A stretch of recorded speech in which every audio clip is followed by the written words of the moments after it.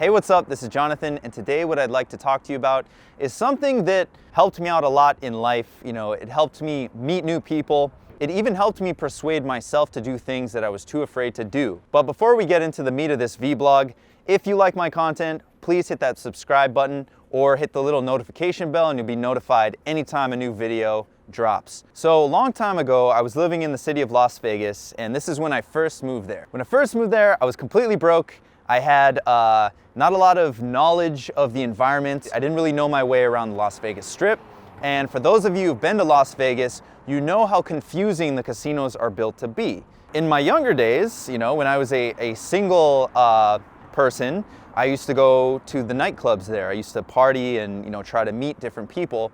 And on this particular night, I ran into a couple, right? There's this couple, this guy and a girl, and they were hitting it off. And the girl had a girlfriend who was there as well. And for whatever reason, the girlfriend seemed interested in meeting me, right? We started talking. She was pretty nice, and we were somewhat hitting it off.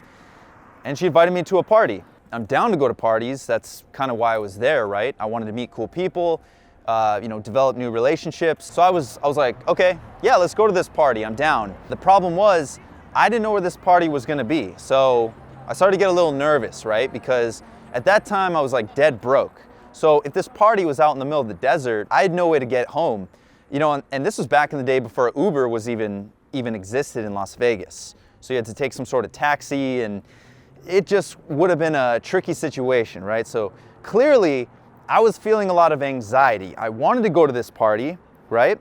The party had a lot of value to me. However, I just was too anxious to really pull the trigger on that and agree to go with these people. Of course, because I was interested, but not quite yet sold, I started talking to the other members of the group. I'd ask them questions like, where's this party at? How long of a drive is it? And the guy who was throwing the party, he told me, oh, it's not that far, man, don't worry about it. Oh yeah, it's just like 5 minutes, not a big deal, right? Just about a block away. So once I have this information, I'm like, okay, sold. A block away, that's not that bad. I kind of know that area in Las Vegas. So even if the party sucks and I need to walk home, a block from the area I'm in isn't that bad. So I agreed. I'm like, all right, let's do it.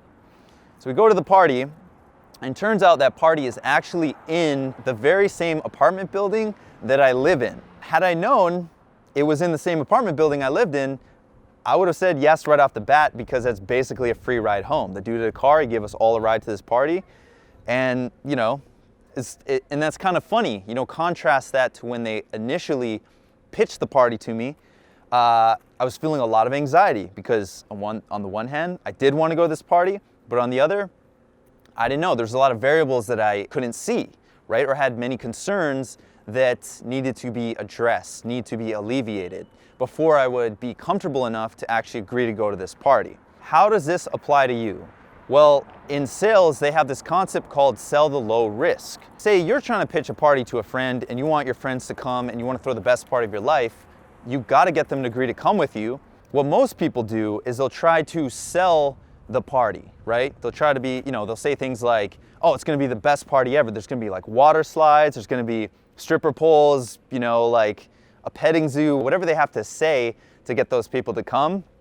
They're just going to sell the party. But here's the thing. If you're trying to convince somebody who doesn't know you at all, if they're unfamiliar with the environment, they're not going to feel at ease in that environment, and they're going to be concerned that maybe something might go wrong. Maybe their phone might die. Maybe they might not have enough money to get a cab. Maybe they might lose their friends, or whatever it is. There's going to be a lot of things that they might be worried about. And even though your party sounds really cool, they might not be down to go to the party because they're just too uncomfortable. So what you need to understand with human psychology is people have a lot of concerns that oftentimes need to be addressed. And if you're too focused on selling, sell, convince, you might be missing the bigger issue, which is just this person has a concern that is causing anxiety. And if you keep pushing them, push, you might make them feel even more anxious to the point where they bail on a deal that might have been actually really beneficial to them. So keep that in mind. This is the analogy I use. It's as if there's a cliff, right? You can see a ledge and you can see looks like a cliff, and somebody is pushing you. They're like, oh dude, the view is better over here, man. The view's better, and they're pushing you, pushing you, pushing you. And you're like, what the hell? And they push you, and then you fall off the cliff, but it turns out it's only like a 2-foot drop, right? You land on a 2-foot drop, and the view is better. You're gonna be like, okay, this is a better view. I appreciate you showing this to me, but why did you have to not tell me that? You know, why didn't you tell me it was a 2-foot drop? You kept pushing me. I didn't know if this was like a cliff. I thought I was going off a cliff. Why didn't you just tell me it was a 2-foot drop? I would have felt more comfortable, and that would have been that. Think of it that way when you're trying to convince people of doing something that's in their best interest. Another good example of this, you know, this is for marketing. Let's say you're trying to sell a product online. Well, if your product has a good return policy, or let's say you have a 30-day money-back guarantee on that product, you're gonna make a lot more sales than had you not had it at all. Now, the reason for that is because people feel more comfortable now to purchase because they know they can always return it if they don't like it, right? And funny enough, most people, once they make the purchase, they're either gonna like it, or even if they don't like it that much, they might be too lazy to return it or whatever, they forget about it. But that being said, you are selling the low risk of that product. If you don't like it, you can just return it, you know? You'll get all your money back. And that's usually the biggest concern. They might be like, I want to buy this thing, it sounds great, but maybe it's too good to be true. You know, maybe I buy this thing and it's snake oil, and I feel ripped off and there's nothing I can do about it, right? That's their concern. But you can alleviate that concern by selling the low risk. Don't focus on selling and overhyping what it is you're trying to sell. Focus also on selling the low risk. And sometimes people have objections or concerns that they're not going to tell you right off the bat.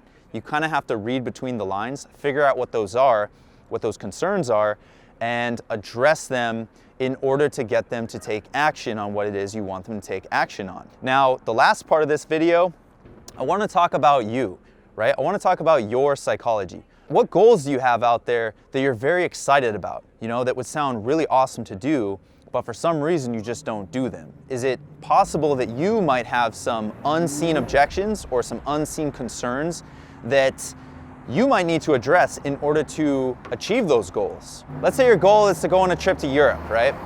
Maybe you're afraid of, you know, you don't have enough money, or maybe you're afraid that your job will fire you, or maybe you're afraid that you'll get kidnapped, whatever it is. What are those things that are holding you back from taking action on your goal? Figure out what they are.